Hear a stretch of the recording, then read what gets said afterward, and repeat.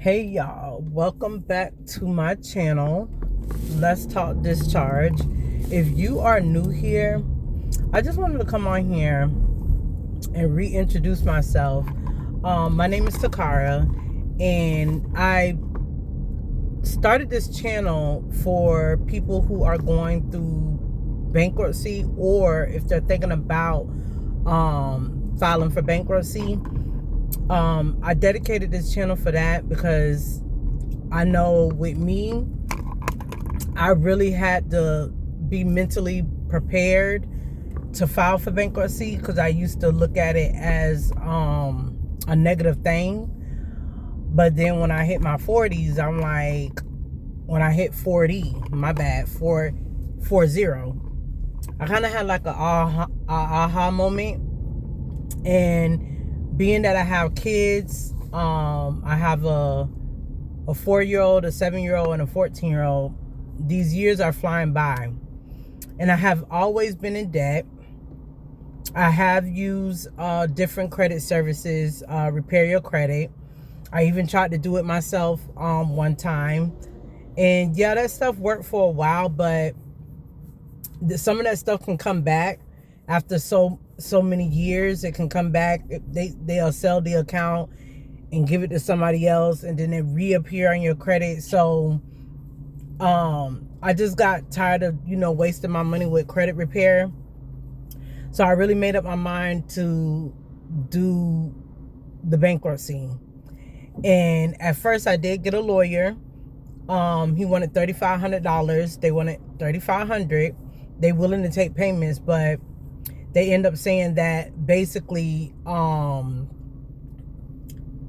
me and my spouse made too much money, and they couldn't help me.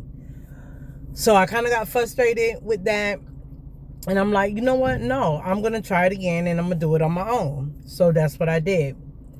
So I found a nonprofit organization called UpSolve.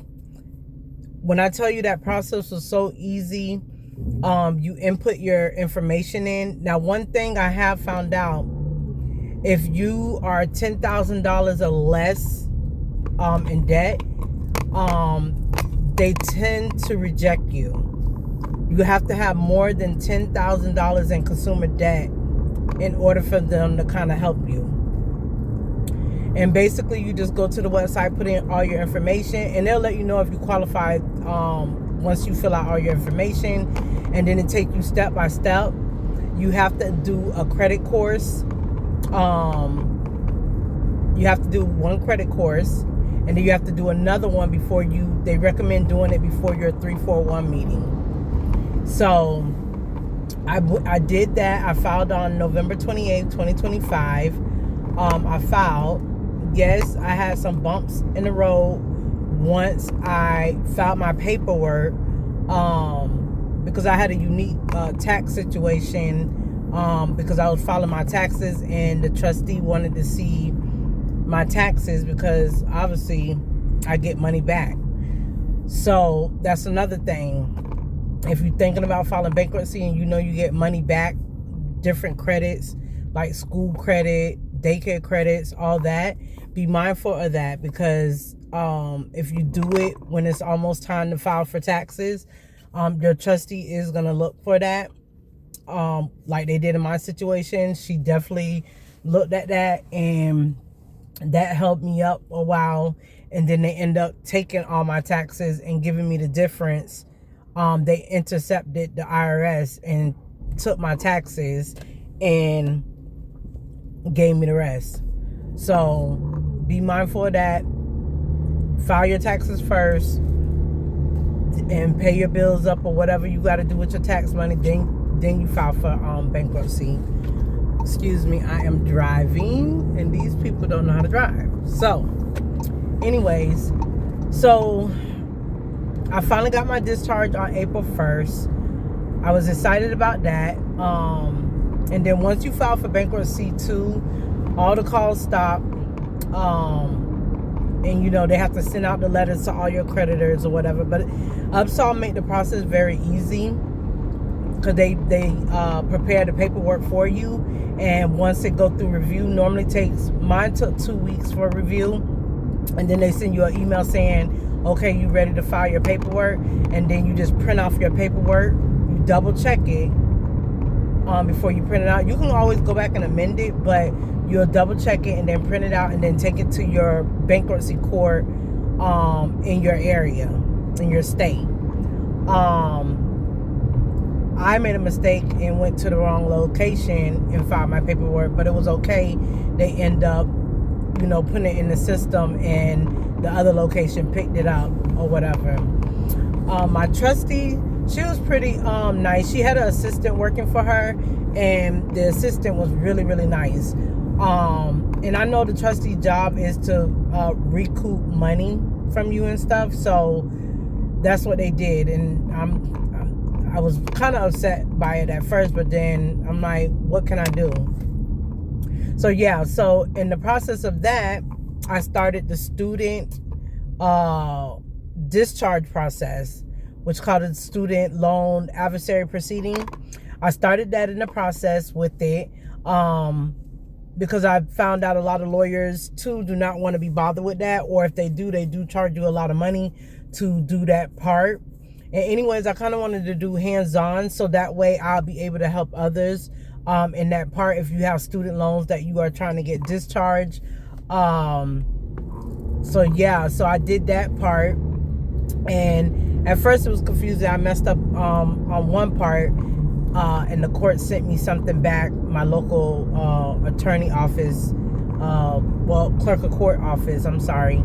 They sent me something back saying I needed to fix something, which, okay, I fixed it, sent it back, no problem. Once you file all the necessary paperwork to the 3 different agencies, they have 35 days to get in touch with you, about, I guess, 35 days to set a court date. The good thing about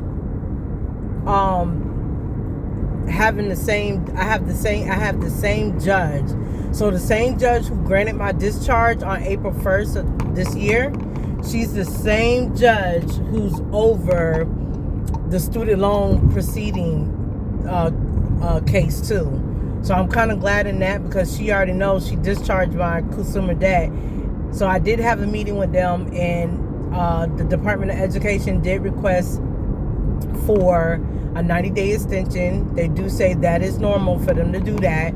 But my judge did tell me, she like, well, I hope that, I don't have to see you again in 90 days and this will be taken care of. So I'm like, I'm praying too, because I don't want to keep going back to court. Like, what we doing? Like, I've been in forbearance, IDR repayment programs for the last 10 years. I'm unable to pay that right now. So, and I'm even going to school right now, but luckily my job is paying for my schooling, because I said I was not getting back into debt like that again. So if you guys are thinking about filing for bankruptcy, just make sure you mentally prepared for that, because after your discharge, I don't know about anybody else, but your credit file have to update with Experian, Equifax, and TransUnion. So I'm almost 90-day post discharge, but I'm still unable to get approved for anything like a credit card or whatever.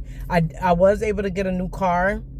I got a newer car, because I was gonna keep my car, but my car was older, 2014 Buick Enclave with 177,000 miles. So she would not approve. She wouldn't approve that for me to keep it. She said that I need to get something more reliable, which I did agree with her. I was just looking at the fact I was almost done paying for the car, but my car actually broke down. I think I needed a starter. And by the way, they haven't even came to pick up the car yet. The car is still sitting in my parking lot. So yeah, if you guys are thinking about filing for bankruptcy, just make sure you mentally prepare for that. I'm glad I did it, because it gave me a fresh start and give me time to build up my credit again. So I think I'm gonna have to get me like a self card and put my own money on there and let it report each month so I could build up some credit, because trying to get a credit card, I'm unable to get one right now.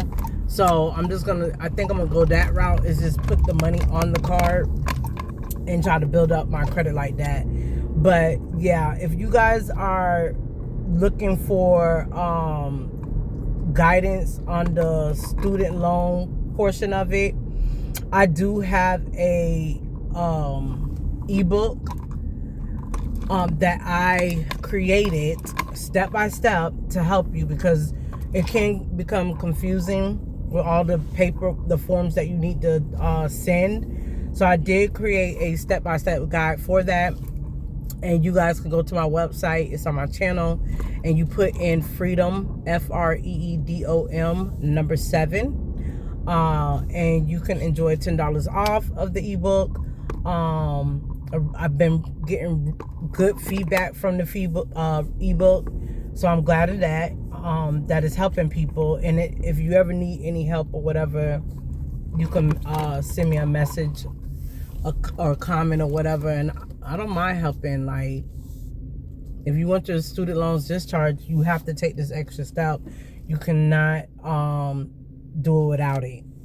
So thank you guys for listening, and I hope you guys continue to follow me on my journey.